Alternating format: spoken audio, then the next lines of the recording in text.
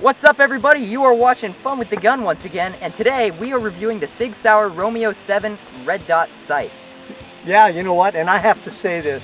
I can't contain myself anymore. I love the 2 MOA red dot sight. It's so clear, just the right size. I just love that. That's my favorite part of it. Besides the looks, mate. So anyways, we're going to be jumping ahead here and talking about the general specs of this thing. So let's get this started here. So we've mounted it on, that was noisy, wow. We've mounted it on our little AR pistol here that we've created. This is our CQB gun essentially. And I just, man, you know, I have to agree with my dad here. I absolutely love this sight. This thing's incredible. So it costs $300, just to put that out there. That's the first point here. And I think it's very well worth it, or otherwise I wouldn't be reviewing this thing. So we've got a 2 MOA dot. We have half MOA adjustment increments, not quarter MOA.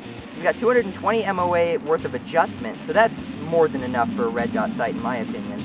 We have, for weight, 12.6 ounces, which is, you know, substantially heavy, but at the same time, this thing is beefy. Like, it's tough. It really feels reminiscent of something that Aimpoint would produce, you know? It feels very, very strong. Like, you could drop it, and you wouldn't have to worry about damaging it or possibly knocking off your zero. It comes with 2 different types of mounts. One is a 1.5, I think it's 1.536 inches, if I memorized that correctly. And that is done so that you can have a either night vision or magnifier attached to this thing, and it's at the right height so that you can do that, and it's compatible. But it also comes with a low profile mount that you can use for, you know, other guns that aren't an AR. I think, in my opinion, the cheek weld works really well with this high mount, and I wouldn't want it any lower than it is right here. But for another gun, maybe you're putting it on an SKS or an M1A or something that where the cheek weld isn't as high up as it is on the AR platform. You got the low profile mount to go along with that. Now there are 2 different mounting styles. Each mount is different for some reason. We're looking at a QD style mount here for the high mount. That's the one that's currently on here. The other style of mount is actually a socket style. So that's kind of interesting. I don't know why they chose to go with that and not 2 of the same mounting styles, but that's what we got. And you know, it's not really a big deal. I think that it works fine for what it is, and I really like it. So let's talk about the turret caps now. We've got some real interesting stuff going on here. So it's a protected turret housing, and then we've got these caps, excuse me, turret caps here that have a built-in sight adjustment tool molded onto the top. So that's great. You don't need any sort of coin or flathead screwdriver or anything like that to adjust your sights. It's got 11 different brightness settings, 2 for night vision and 9 for daytime use, or, you know, nighttime use, whatever you're gonna do. Talk about the battery life. Boy, yeah, that's another thing. So it has a 62,500 hour battery life, which is monumental. That is the biggest amount of battery life I've ever heard of for any sort of... You can forget it on for a while. Yeah, you know, it's really nice because it leaves me feeling comfortable enough to leave it turned on at night, locked away in my closet, so that if I ever need it, I can just grab it, and I've already got my red dot sight on. So another cool thing about this thing is that, and in fact, I believe that it is all the Sig Sauer electro optics, that is the red dot sights, that have this feature. It's called MOTAC, and that is, it's a motion activated, I'm not entirely sure what you call it, motion activated technology. So basically when this thing is left dormant or sitting around for 2 minutes, it goes into a low power state where you can't really see the dot. But upon grabbing the gun or jostling it around or anything like that, the sight turns itself on, and then you've got your red dot ready to go. So that's another really awesome battery saving feature, and I'm pretty sure that that's what they use to achieve that ridiculous 62,500 hour battery life. Just phenomenal. Yeah, most of it's done sleeping. Yeah, seriously. But that's even higher than an Aimpoint, which is absolutely incredible. So now that we've talked about all the general specs, let's get into what we really like about this thing, the pros.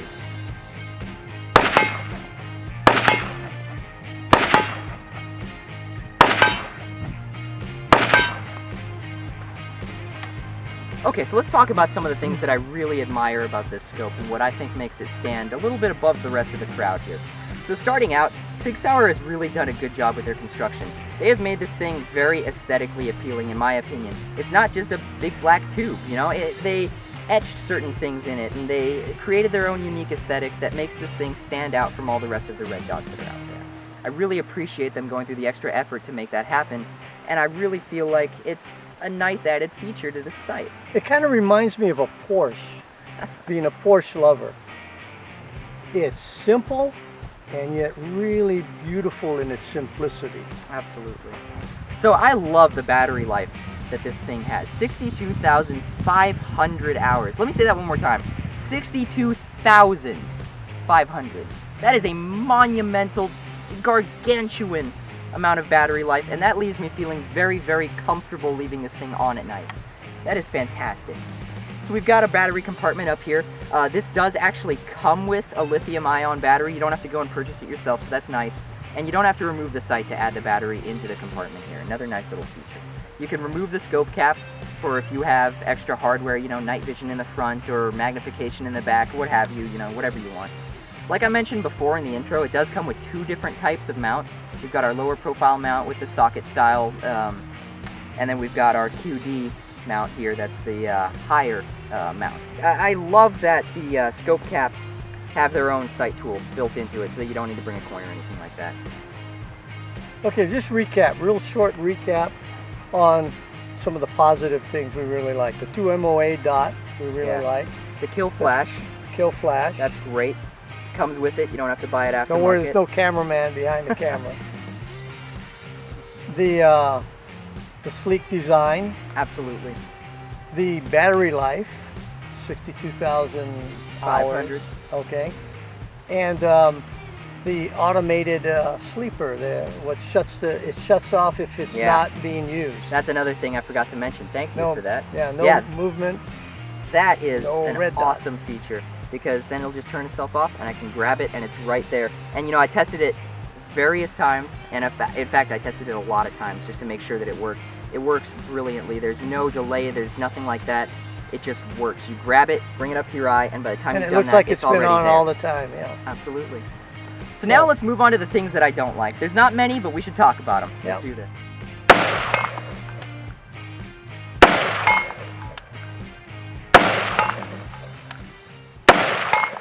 Okay, so let's talk about the things that I don't really care for on this thing, and while there's not many, let's get into it.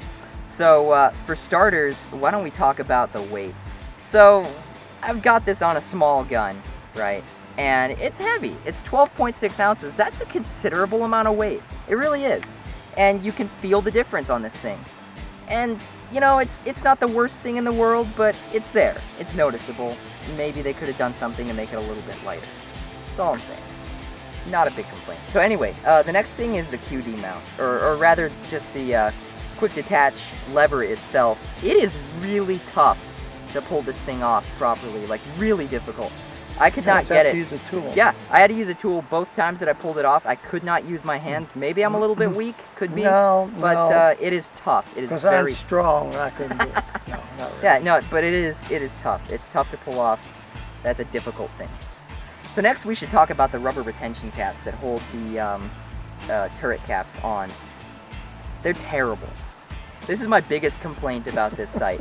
They are literally terrible. Okay, so we've got these retention caps here. They're made out of rubber for whatever reason. Yeah, retention for the caps. Yeah, that's exactly it. Yeah. So. And they're rubber, and it's like an afterthought. You really be best served to leave them off, take them off, which is what we did. Yeah, in fact, after this review, we're probably just going to cut them off because we have no need for these things. Yeah.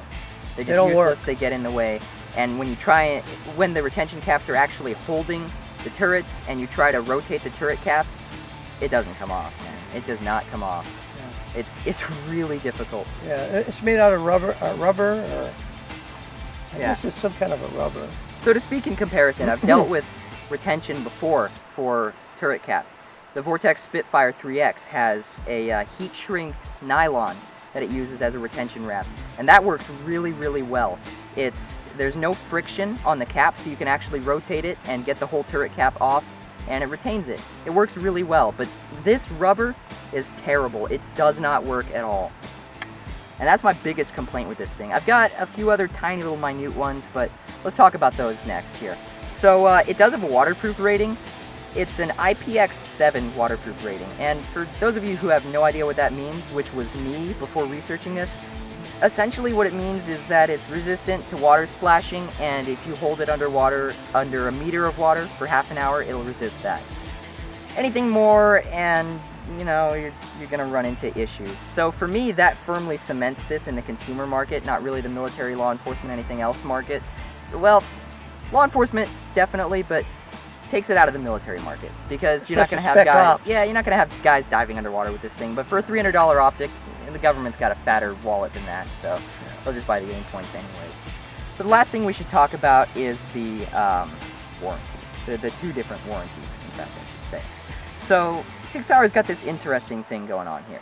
They have their unlimited lifetime guarantee warranty, and then they also have a 5-year electronic component warranty. Yeah. So parallel warranty. Yeah. So if you're wondering what that means, I actually called up a Sig Sauer representative, a sales rep, because I wanted to get some more information on that. Essentially what it means is any mechanical defects, like say the dial stopped turning, the battery compartment won't come out, you know, or maybe the scope caps break, or something mechanical breaks on the optic, they'll repair that for an unlimited amount of time, completely for free. But if you like leave this optic in a hot car or something shorts out, or maybe the battery explodes, whatever, any sort of electronic issues are only going to be covered for 5 years. So I found that to be kind of interesting that they would do that, because with my prior experience with Vortex, as a comparison, they've just got an unlimited lifetime guarantee. But if you think 5 years, I think that this is going to be out of date by then. Yeah, it could very well be. Maybe. You know, maybe we'll have a brand new optic on here within 5 years' time. Probably. So it's a fair amount of time. It's a very fair amount of time. Yeah. So I'm not going to hold that too highly against them. That's not the biggest deal. My only big issue is that with these crap retention caps. Everything else is fantastic. So let's do our closing statement now and get this show on the road. All right, so in closing, $300. Is this site worth it? In my opinion, hell yes. You know, this thing has been phenomenal. I've been so happy shooting this site. I love it. I love everything about it. I love the fact that it comes with so many different things. You know, you normally don't get such a great value for your dollar when you buy something like that. Usually a lot of aftermarket stuff that you'd have to buy to really get the most out of the product that you're purchasing. So I love that there are so many added features that you get with this, just spending the $300 on this site.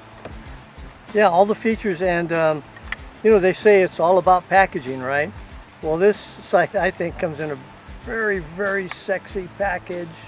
Yeah. Check it out. Very true. It comes in a really, really nice box. It's true. You know, with a lot of manufacturers these days, it's surprising to me how they don't really put the most effort into their packaging. And with Sig Sauer, they've done that. The package that it comes in is absolutely beautiful. I know it's not like buying perfume or something, but it still does help the cause. It's very nice. It's nice. So in closing, I would give this thing 9 out of 10, man. I mean, that crappy rubber retention is the only thing holding this off from a perfect 10 in my opinion. This sight is phenomenal. Yeah, so if you're looking for a red dot sight and you're willing to spend $300, go look at the Romeo 7, because I think you are not going to be disappointed. This thing is very, very nice. Thank you all so very much for watching once again. Don't forget to like, comment, and subscribe, and check us out on Instagram to keep up with behind the scenes of the channel. And we will see you folks next time. This has been Fun with the Gun, signing out.